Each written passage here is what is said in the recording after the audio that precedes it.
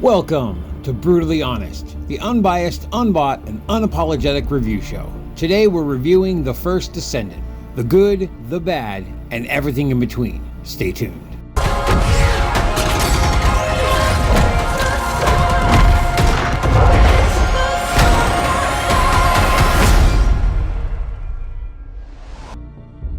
The First Descendant is a third-person RPG looter shooter made by Nexon Games. It's a free-to-play game and is fully cross-play between PlayStation, Xbox, and PC. It's very reminiscent of games like Outriders, The Division, Anthem, and Warframe. The characters are all very unique, the combat is fluid and well-designed, the enemies are pretty varied compared to other looter shooters, and the story is quite good.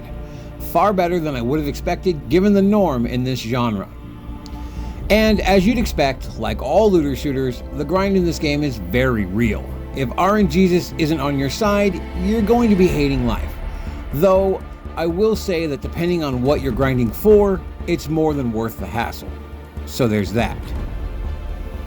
Your player characters are called Descendants, and there are 21 total available to play right now. There are 15 unique ones and 6 ultimate versions. You start out the game, you choose one of 3 characters, Lepic, Viessa, or Ajax. Each Descendant has their own set of abilities and set roles like tank, DPS, healer, support, utility/crowd control, etc.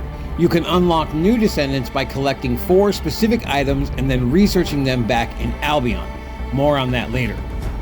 Each Descendant also has their own unique hairstyles, makeup/face paint, and outfits, all of which can be customized and colored however you wish. The ultimate versions are the same Descendant, they're just stronger and able to wear unique outfits and styles that the normal version cannot. Though the ultimate version can wear everything the normal version can, so keep that in mind. If there is a Descendant that you really like, then I highly recommend putting the time in to unlock their ultimate version, if it exists yet, that is. They have boosted stats and upgraded effects, so trust me, it's worth it. So I'm going to do a quick overview of each Descendant. Each Descendant has a pretty detailed backstory and their own lore. There are even personal quests available that you can do to delve deeper into said backstory, though only bunnies exist right now. More will be added over time. There are 3 main categories: DPS, tank, utility/support. For the DPS, you have Lepic, who is pure DPS, fire attribute, uses grenades and explosions, burn damage. Then you have your burst DPS for Esimo, who's also a fire attribute. He attaches bombs to enemies and detonates them at the right opportunity for maximum damage. You have your close range fighter, Sharon, who's the electric attribute. She uses blades, stealth, and ambush tactics. Next up, you have 2 dot or damage over time DPS, and that is Blair and Freyna. Blair is a fire attribute. He uses fire to damage enemies while buffing himself with ground effects called flame zones. Freyna is a toxic attribute. She utilizes venomous substances produced by her body to wrap enemies in swamps of toxins. Similar to Blair's flame zones, they're like toxin pools. Then you have your nuker types, which are constant, continuous damage. You have Bunny and Valby. Bunny is the electric attribute. She deals continuous damage by running around the battlefield and collecting static electricity into her suit's capacitors, and then releasing said energy in bursts and waves. Valby is non-attribute. She uses water to inflict the laundry status effect, which deals damage and traps the enemies in bubbles when she uses her special ability called Laundry Bomb. Next up, we will handle the tank types, which there are 2, Ajax and Kyle. Both are non-attribute. Ajax uses heavy weapons, barriers, and bubbles to reflect damage back at the enemies, as well as has insanely high defense and knockback. Kyle generates and manipulates magnetic fields to repel enemies and shield allies. Moving on to utility/support. Straight utility, we have Jaber and Glay, both non-elemental attribute. Jaber uses turrets to attack, enhance, and heal his party. Glay channels her rage to quickly subdue enemies. Your debuffer is Viessa, who's the chill or ice attribute. She uses ice to freeze, slow, and immobilize. Basic debuff and crowd control. And then you have your straight support classes, which are Enzo, Eugen, and Luna, all of which are non-elemental attributes. Enzo uses supply drops, various ammo buffs and refills, and calls down drone strikes. Eugen is a healer that uses drones to heal and buff allies. Luna uses music to buff allies with various effects like mana regen and attack bonuses. Think of her kind of like your typical fantasy bard. I also mentioned there are currently 6 ultimate versions. Besides having higher base stats, they also have additional effects. The current ultimate descendants are Lepic, who gains extra burn while overclock is active. Viessa, who gains additional ice shackle effects.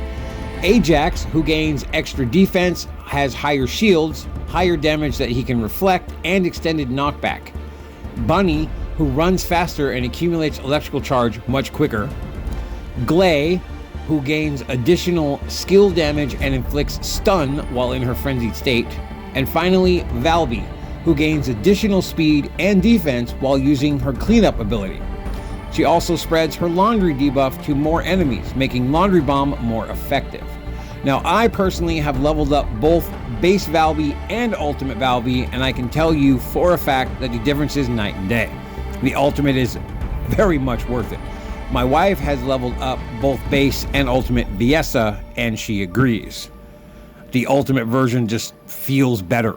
It's far more powerful and just more satisfying to play. So like I said, I highly recommend unlocking those. Definitely worth it. Every Descendant has 4 active abilities and 1 passive ability. These abilities all require mana, of course, and some even require special circumstances, such as Bunny. She needs to build up her electrical capacitors in order to use her abilities. So instead of using her mana to cast her abilities, she uses her mana to super speed around, which then basically converts her mana into electricity, which she can then expel as her abilities. There are several Descendants that have unique things like this. Now, one of the biggest complaints I have personally about this game is the only way to regain mana is to find the little blue items that drop randomly from enemies. Descendants like Luna can help with mana regen, sure, but other than that, it can be quite annoying at times. There should be some sort of self-mana regen, even if it's at a slow pace. At least it's something. Also, there needs to be some sort of self-heal, whether it be an ability or consumable like potions or whatnot. The real problem is that there are never enough mana packs that drop, especially during instances and boss fights, so your fights take far longer than they need to for literally no reason. The story of the game is pretty good, actually, as I stated earlier. Basically, the medieval planet of Ingress was overrun by a highly advanced alien species known as the Vulgus. They entered via dimensional gateways and quickly took over many parts of the planet in search of powerful artifacts known as Ironhearts. The dimensional gateways, however, caused tears in space-time, which led to another threat emerging. That of the Colossi, immensely powerful creatures armed with formidable weaponry. Being that humanity was still very primitive at the time, they stood little chance of winning. That is, until the Magisters appeared. The Magisters were a scientific faction within the Vulgus that betrayed their legion and sided with humanity. The Magisters used their technology and resources to arm humanity and help them survive. The humans then abandoned swords and shields in favor of guns, armor, and advanced weaponry. The Magisters also learned about the ancient ancestors of Ingress, who were said to have been very powerful, yet perished ages ago for unknown reasons.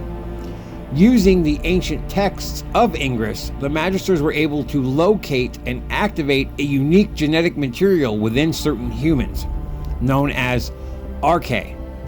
The awakened Arche gave a select few unique abilities and powers, which gave humanity the edge they needed to fight back against the Vulgus. These individuals were said to hold a mark of the ancestors, which is what caused the Arche, and they became known as the Descendants. And everything hinges on the First Descendants' links through Arche. The world is divided up into various regions, such as forest, desert, swamp, marshland, etc. And your goal is to work alongside the other Descendants to push back the Vulgus threat in each region to take back Ingress for humanity. After you complete all of the missions in a given region, you'll gain access to several bonus missions, as well as the ability to replay all of the missions on a harder difficulty for better rewards. Your base of operations is a makeshift city known as Albion. Here, you'll find your basic amenities like the mailbox, storage chest, merchants, vendors, upgrade terminals, etc., as well as the command center where the resistance efforts are headed up by Alpha, a 40-year veteran Descendant who now coordinates missions to the various active Descendants around the world. There are also special missions called Void Intercept Battles, where you can face off against the massive creatures I mentioned earlier, the Colossi. They have both a normal and a hard mode version for each Colossi, and can be pretty tough, so go in prepared. These start at level 10 and go all the way up to 140 as of right now. A new one just got added, and there are at least 2 more set to be released between now and the end of the year, according to the roadmap. In Albion, you'll also find the mod vendors, weapon upgrade terminals, weapon shops, and the prime hands. There are various different weapon types in this game, such as assault rifles, tactical rifles, submachine guns, heavy launchers, pistols, and hand cannons, shotguns, etc. There's definitely something for everyone, and each weapon can be altered via stat swaps, skin changes, level boosts, and mod chips, which can enhance each weapon substantially. Each Descendant can carry up to 3 weapons at a time. Though there are different ammo types, I don't recommend taking more than 1 weapon of the same ammo type, as you will quickly run out of ammo in the thick of battle. There are also mod chips for your Descendants themselves, including Descendant-specific ones that can alter and enhance their individual abilities. Mods can be broken down, enhanced, and even fused together to make powerful new versions. You can create 3 loadout profiles and switch back and forth between them at any time. Also note that the weapons you have equipped stay equipped when you switch Descendants. So even though you switch to a level 1 Descendant, you'll still be able to use the higher level weapons and gear you were using on your previous one. Also in Albion, you will find the Magister Anais, who will handle all of your research needs. Here, you can research upgrade parts, weapons, and even unlock new Descendants. Each Descendant, as I said, requires 4 very specific items to unlock. This is where you do it. These items can be located in various locations, specific missions throughout different regions, and even from special orbs received after boss fights and Void Intercept battles. Many of them can even be researched using various other components, though not all.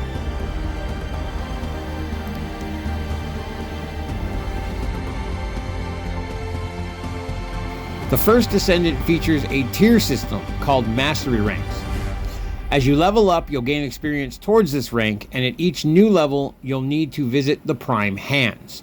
This is a special room in Albion that allows you to move up to the next rank, which allows more inventory space, mod capacity, upgraded stats, etc. Make sure you utilize this room as soon as you level, given that several features are locked behind this rank system. You can't break down mods until your mastery rank 8, you can't access the laboratory until rank 9, etc.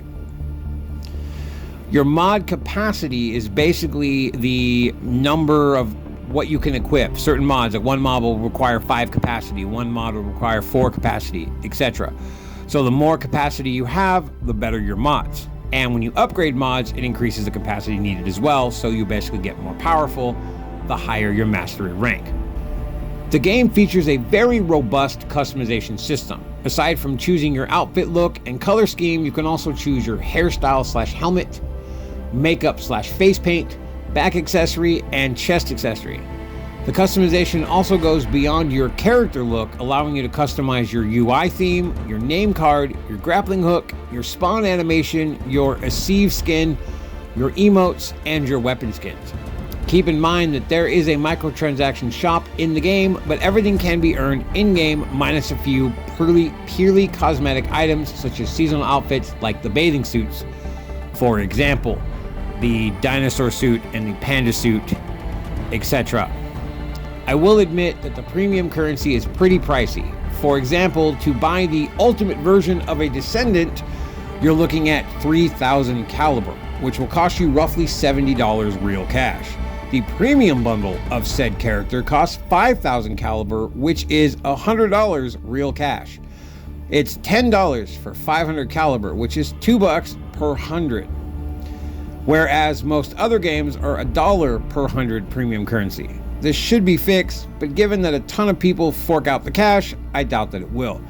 Note, I said you could buy the ultimate version of a Descendant. It does not mean you have to. You can farm the character in-game. Buying it just gives it quicker. So keep that in mind. The game also features collectibles, of course, echoes of the past that you can find, lost documents, data pads, etc. So keep an eye out for those. All in all, the game is great. If you like looter shooters, then do yourself a favor and absolutely get this game. Not only is it amazing, it's free. So what do you have to lose? I give it a solid 9. Easy. It's definitely a game worth playing. Check out the new content through the end of the year. Few new Descendants coming, as well as new ultimate versions, new dungeons, new bosses, etc. Should be pretty exciting. Have you guys played the game? Let me know what you think about it in the comments below. I'd love to discuss it. And that's it for this video, guys. As always, thank you for watching, and I'll catch you next time. Later.